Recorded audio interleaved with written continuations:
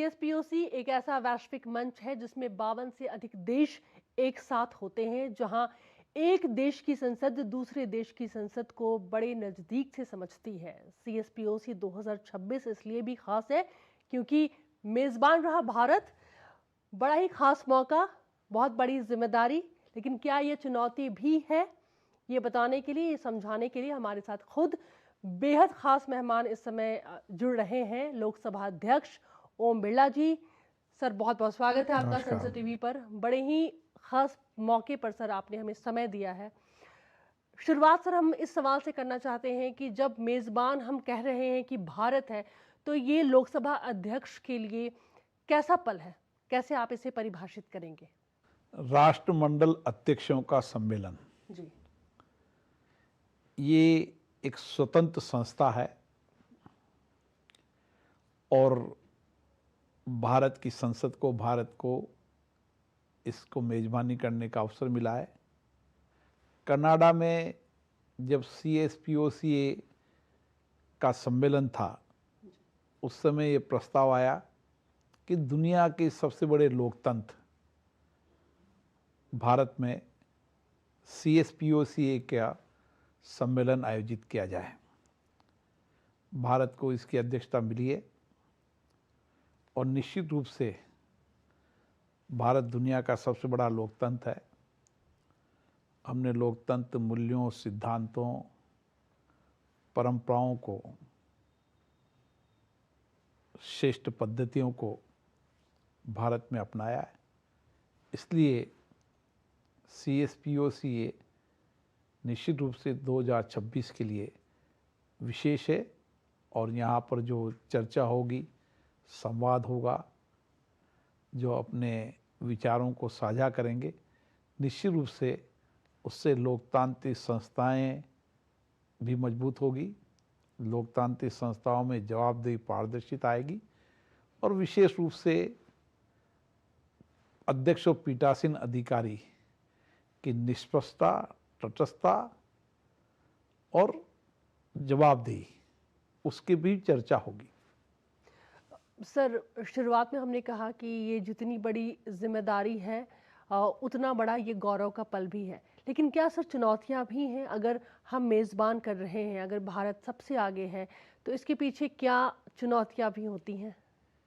ऐसी कोई चुनौती नहीं है कि भारत ने कई अंतर्राष्ट्रीय सम्मेलन यहाँ पर बहुत अच्छी तरीके से आयोजित किए हैं। जी।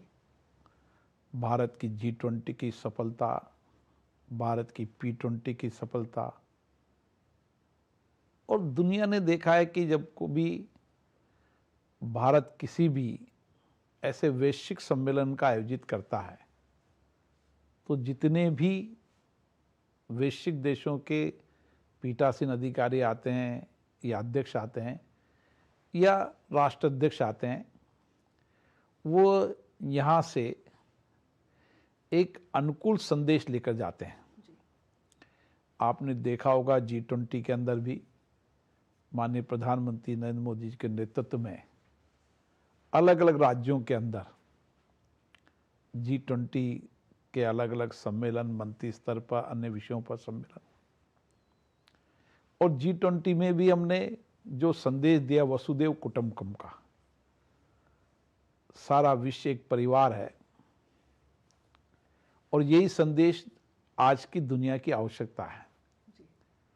इसी तरीके से P20 और P20 के बाद ये राष्ट्राध्यक्षों का सम्मेलन भी निश्चित रूप से सकारात्मक दिशा की ओर लेकर जाएगा, जहां हमारी लोकतांत्रिक संस्थाएं जिन विषयों पर चर्चा हो रही है, उन विषयों से सकारात्मक दिशा लेकर जाएगी और अपनी अपनी संसदों को जनता के प्रति जवाबदेही और जनता के नज़दीक लेकर जाएगी, ताकि संसदों में जनता की भागीदारी बढ़े।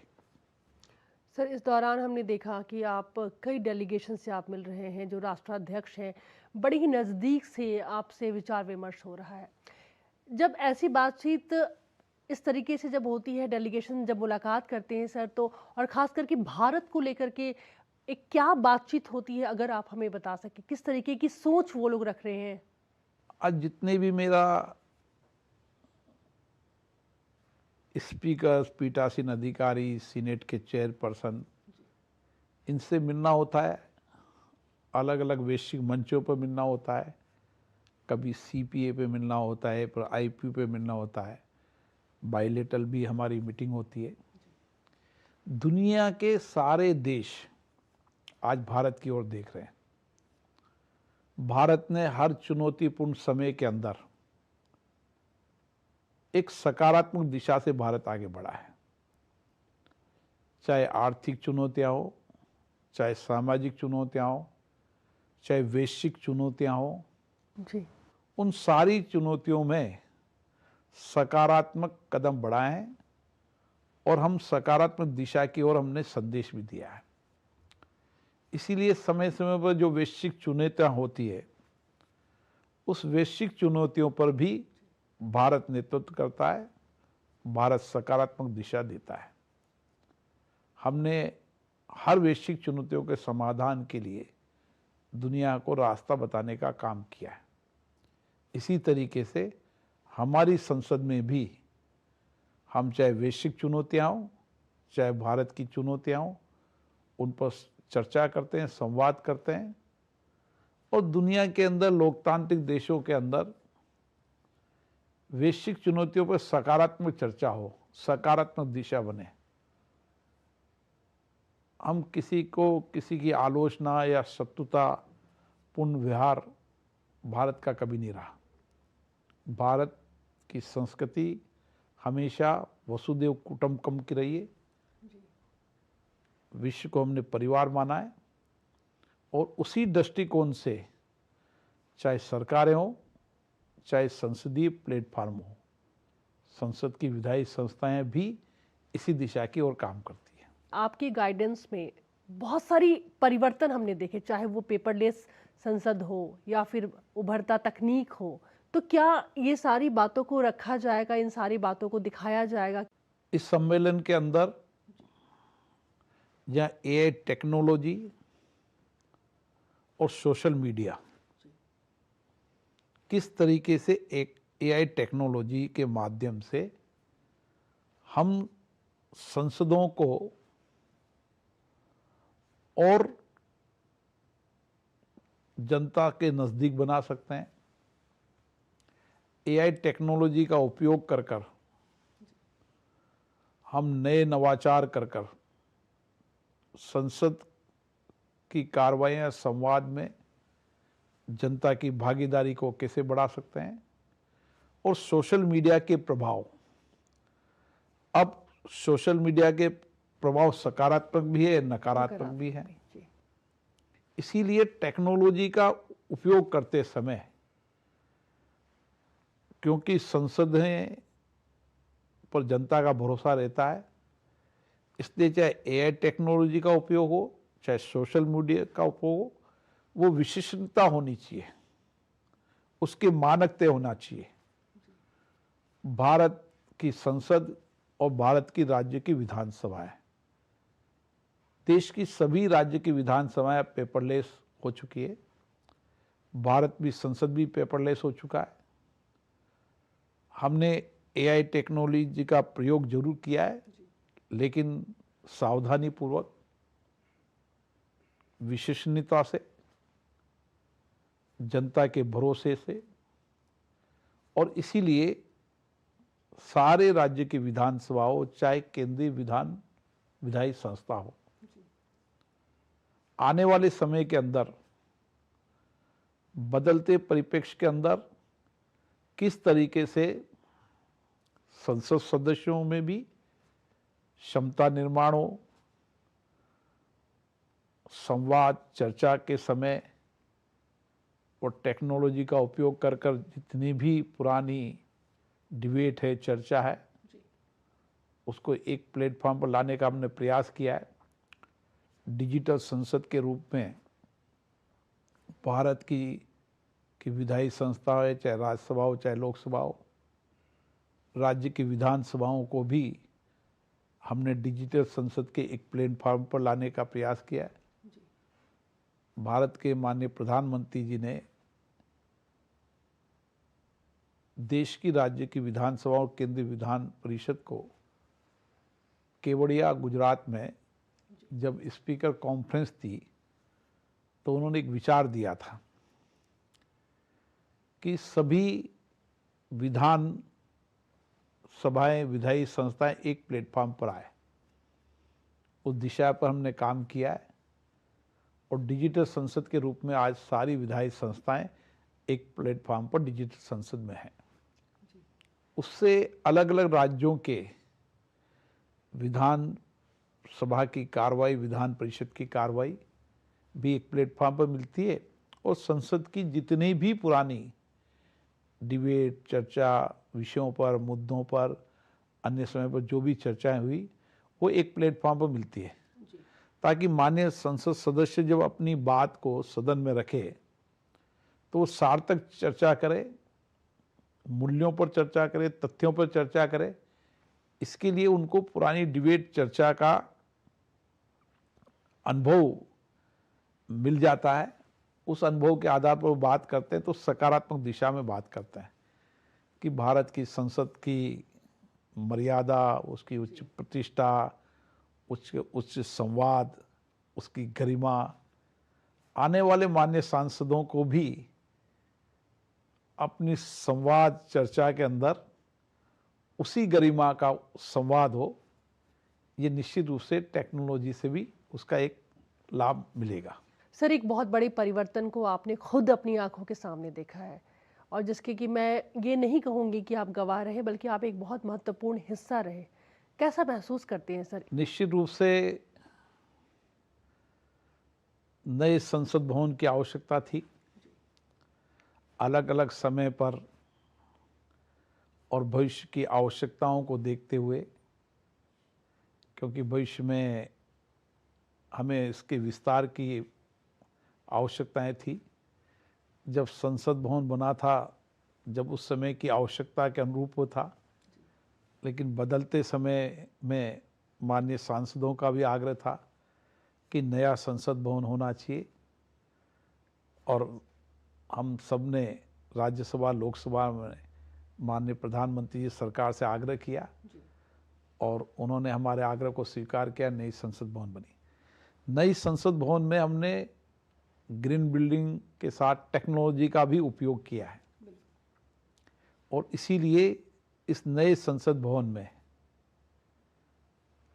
भारत के संविधान के अनुसूची में जो 22 भाषाएं हैं, उन 22 भाषाओं में समानांतर अनुवाद भारत की संसद में होता है।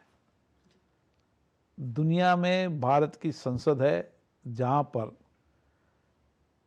हमारी विविधताएं, भौगोलिक विविधताएं, हमारी भाषा की विविधताएं, हमारी रहन सहन की विविधताएं, हमारी राजनीतिक विविधताएं, मल्टीपार्टी सिस्टम, ये है। उसके साथ साथ हमारी भाषा हमारी संस्कृति को जोड़ती है, हमारी संस्कृति जड़ों को मजबूत करती है और भाषा हमेशा लोगों को जोड़ने का काम करती है और इसीलिए 22 भाषाओं में समानता अनुवाद होना और माननीय सांसद भी अपनी अपनी भाषा में अपनी बात को संसद के प्लेटफॉर्म पर कहना, ताकि भाषाएं समाज को जोड़ती भी है और जो माननीय सांसद जिस क्षेत्र का प्रतिनिधित्व करते हैं उन भाषा में वो अपनी बात रहेंगे तो वो वहाँ की जनता को कनेक्ट भी करते हैं, आपस में जोड़ते भी हैं।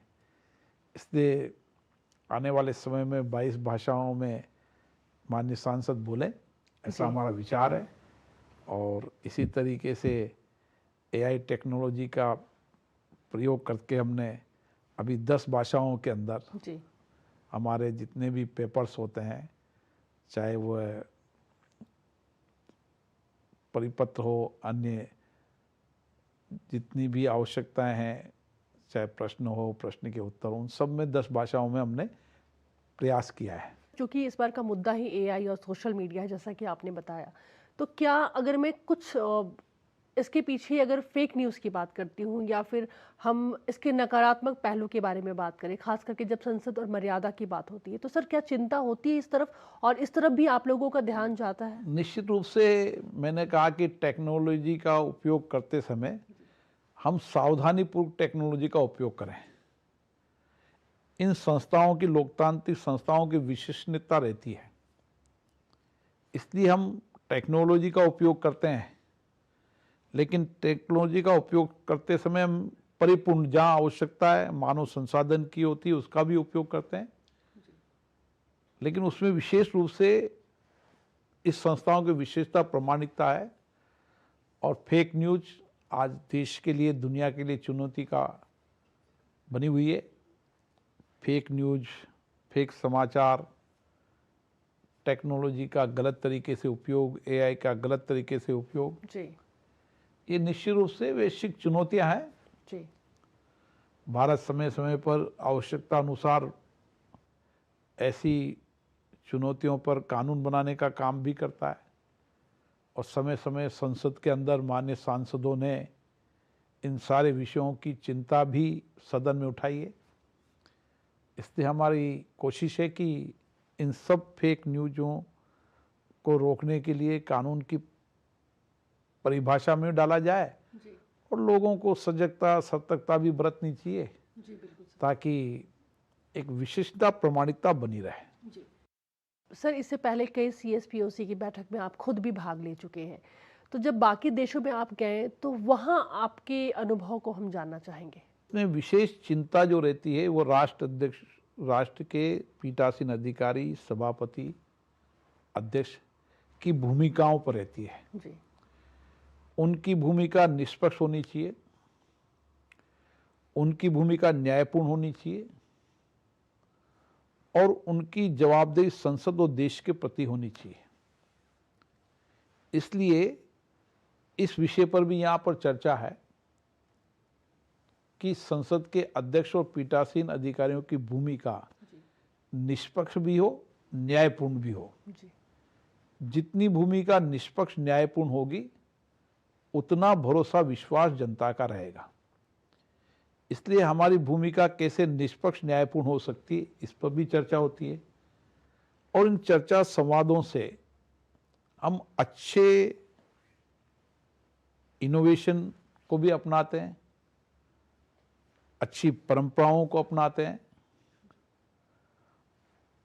कोशिश होना चाहिए कि इन संवाद, चर्चाओं से जो विषय निकल कर आते हैं, उन विषयों में बेस्ट प्रैक्टिसेज को अपनाएं, और नवाचारों को लेते हुए संस्थाओं की विशेषता, प्रामाणिकता, और विशेष रूप से आज जो चिंता का विषय है कि जनता केवल वोट देकर ही अपने कर्तव्य का पालन नहीं करे, जनता की भागीदारी संसद में हो, जन भागीदारी बढ़े, जन सहभागिता बढ़े।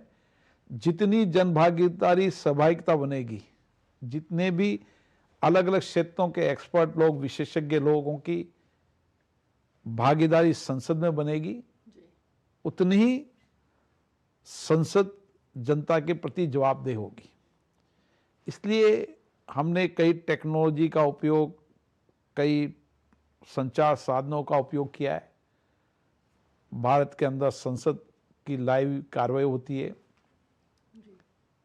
उससे भी हमारे माननीय जनप्रतिनिधि संसद में किस विषय पर, किस मुद्दे पर अपनी बात कह रहे हैं। जनता अपने इलाके के क्षेत्रीय सांसद को अपनी समस्याएं, आकांक्षाएं बताती है, मुद्दे ही बताती है, और ये अपेक्षा भी करती है वो अपने मुद्दे, आकांक्षाओं उठाएं। कानून बनाते समय भी तर्कों से, सार्थक चर्चाओं से कानून जनता के हित के लिए बनाती है। हर सरकार कानून बनाते समय, चाहे राज्य में कानून हो, चाहे देश में कानून हो, सरकार हमेशा जन कल्याण, लोगों के हित में कानून बनाने का काम करती है। जी अभी भारत सरकार ने नए कानूनों की परिवर्तन की एक नई दिशा तय की है। पुराने जो कानून अप्रासंगिक हो सके थे, उनको कानूनों को समाप्त करने का काम किया है, नए कानून बनाए, जनता के कामों में अवरोधक कानून न बने, इसके लिए समय समय पर जो कानून आज की वर्तमान परिप्रेक्ष्य में उपयोगी नहीं है या जिन कानूनों का सार्थक लाभ आज के परिप्रेक्ष्य में ना है, कई कानून हमारे ऐसे थे जो आज़ादी के पहले के कानून थे, अब उन कानून की परिस्थितियां, उन कानून के समय शासन, वो सब परिस्थितियां अलग थी, शासन अलग था। आज लोकतांत्रिक शासन है और लोकतांत्रिक शासन में जब कानून बने तो निश्चित रूप से जनता के हित में बनते हैं, सरकार की दखल अंदाजी कम से कम होती है।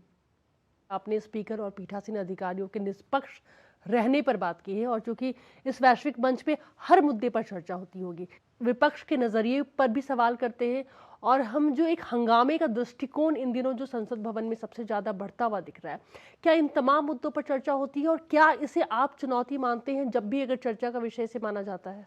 निश्चित रूप से संसद चलाने में अध्यक्ष की भूमिका महत्वपूर्ण होती है और इसीलिए राष्ट्राध्यक्ष सम्मेलन के अंदर समय समय पर महत्वपूर्ण भूमिका निभाने के कारण उसके कर्तव्य और दायित्व भी महत्वपूर्ण होते हैं। संसद बाधित न हो, संसद में सार्थक चर्चा हो, सहमति असहमति, पक्ष विरोध, तथ्यों के आधार पर सहमति असहमति, ये भारत के लोकतंत्र की सबसे बड़ी ताकत है और इसीलिए ये सहमति असहमति होना चाहिए, क्योंकि अलग अलग राजनीतिक विचारधारा से लोग चुनकर आते हैं, उनकी विचारधारा, उनकी नीतियाँ, पॉलिसीज भी अलग अलग होती है। इससे निश्चित रूप से उनको जिस विषय पर अपना पक्ष रखना होता है वो पक्ष भी रखने का वो प्रयास करते हैं। हम भी पर्याप्त समय देते हैं उनको कि वह लोकतांत्रिक संस्थाओं के सभी दृष्टिकोण आने चाहिए।